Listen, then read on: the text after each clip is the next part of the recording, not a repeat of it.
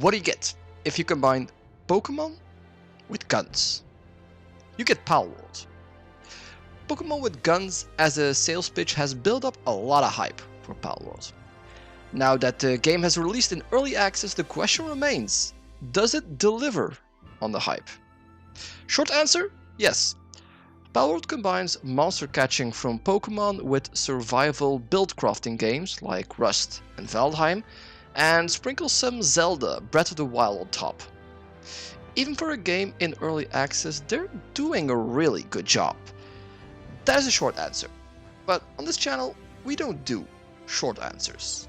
We go down in the nitty-gritty for the longer answer. Let me know what you think of Palworld and what is your most favorite pal in the comments. Let's get into it.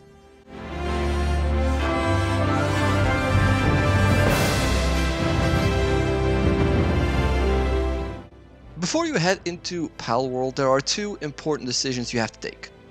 First one is making your character. The character customization is fairly straightforward. It has everything you need and would expect, but it doesn't go crazy on the details, which is fine by me. It clearly goes for a cartoony, animated style which fits the Pokemon, Zelda, Breath of the Wild aesthetic it's going for.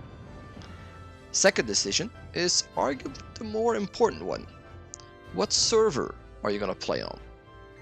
Initially, I, like many others, wondered if Palworld was going to be the Pokemon MMO we've been waiting for. It's not. Palworld is not a mass multiplayer online game, it's a co-op online game that can go up until 32 players at this point. But developer Pocket Pair stated a hope to increase this cap in the future. However, your character is stuck in that server and cannot be moved to another server. The game is immensely popular at this moment, with well over 1 million players this past weekend. Odds are high that your character's server is full, causing you to wait until someone logs off or force you to start over in a different server. It's a downside I hope will be addressed with server transfers.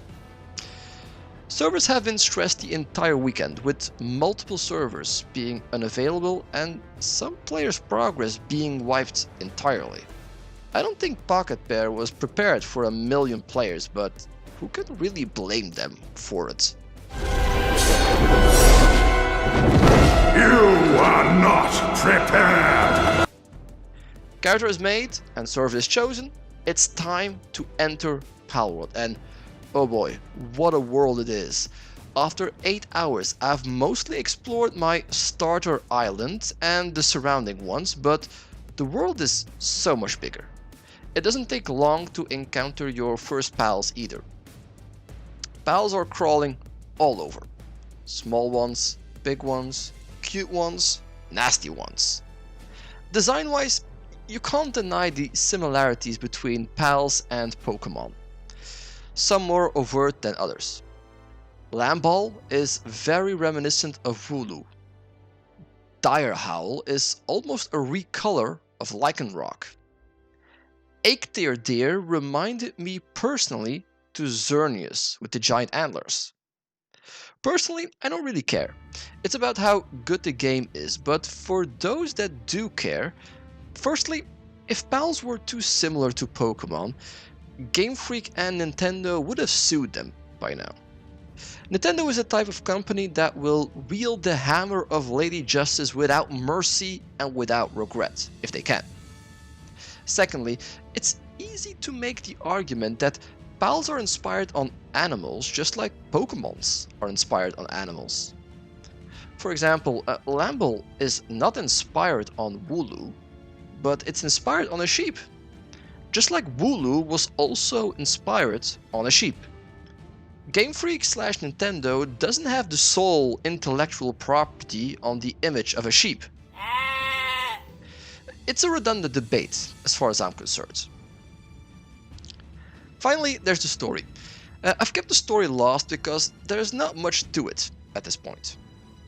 Besides a 5-second intro cutscene that mentions the towers are the key and the tree holds the truth, The story hasn't really progressed in my first 8 hours.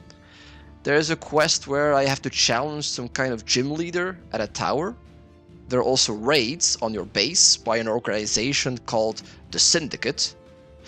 We'll have to wait until our final impressions for a judgment on the story.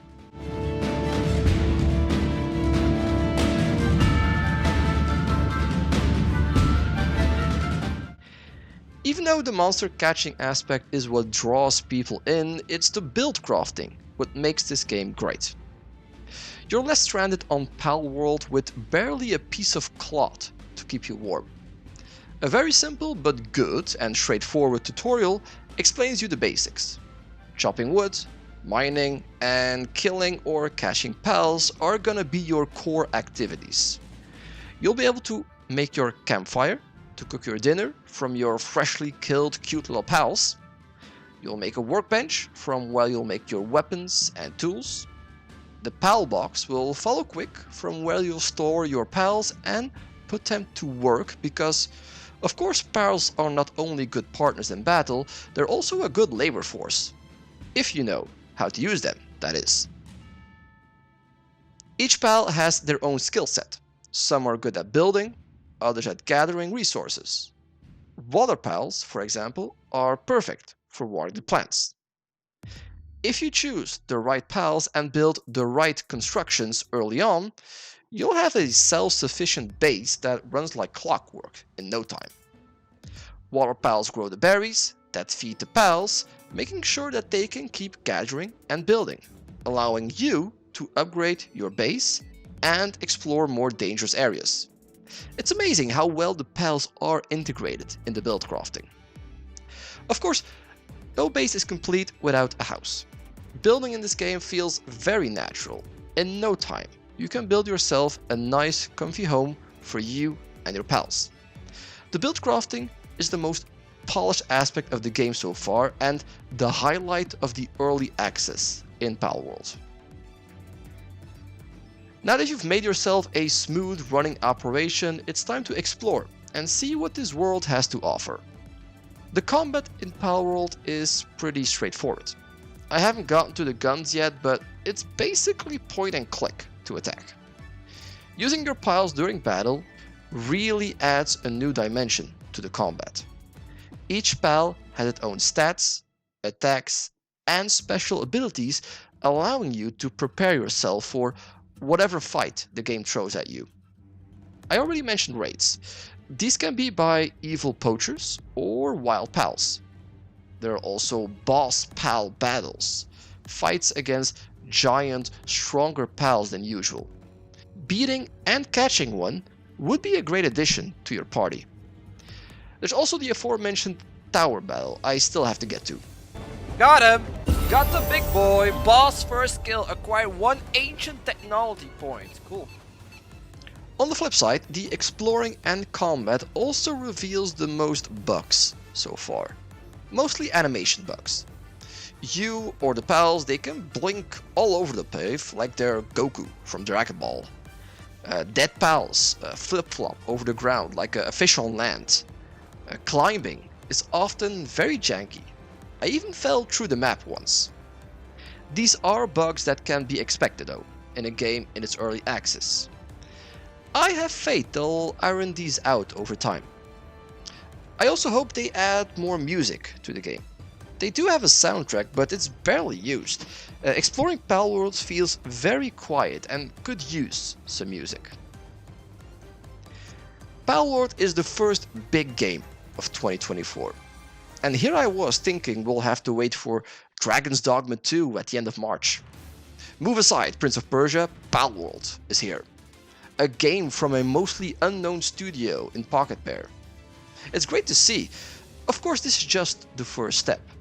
They have to nurture what they built in the past few days, iron out the bugs and add to the game.